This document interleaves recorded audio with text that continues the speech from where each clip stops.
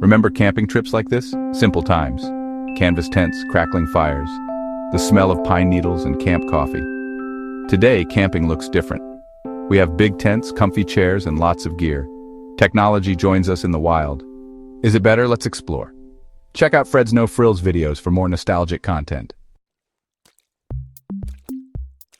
In 1959, camping was about escaping. People packed light, a canvas tent, wool blankets, a simple stove.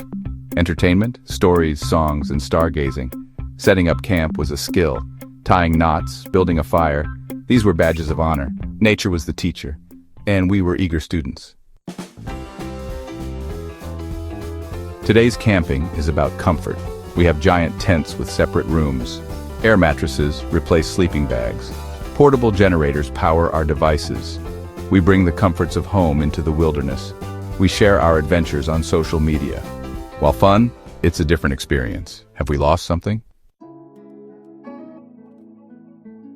Gone fishing. Simple rods and tall tails. Fishing in 1959 was a peaceful affair. A cane pole, a bobber, and a can of worms. Hours spent casting a line, waiting for a tug. Patience was key. Catching a fish was a victory. But the real prize was the stories. Exaggerated tales of the one that got away. Laughter echoed across the water. Angling today, technology on the water. Today, fishing is high-tech. We have fish finders and GPS. Rods are made from graphite and carbon fiber. Specialized lures promise a bigger catch. We target specific species with precision. Fishing is still a challenge, but technology plays a bigger role.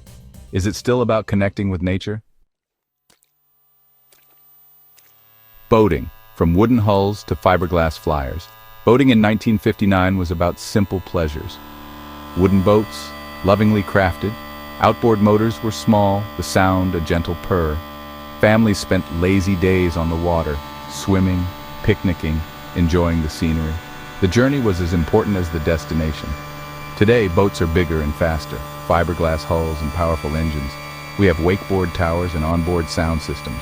Boating is now about adrenaline and excitement, water sports and high speeds. Have we lost sight of the peace and quiet nature offers? The simple truth, what we left behind. Looking back, one thing is clear, we've gained a lot in terms of comfort and convenience. But we've also lost something, simplicity, the joy of disconnecting, the satisfaction of self-reliance, the quiet moments of reflection. So I ask you, what element of 1959 outdoor life would you bring back today? The simplicity of a canvas tent, the patience of a fishing pole? The choice is yours. But remember, sometimes less is more, especially when it comes to experiencing the beauty of the great outdoors. For more nostalgic content, visit Fred's No Frills videos.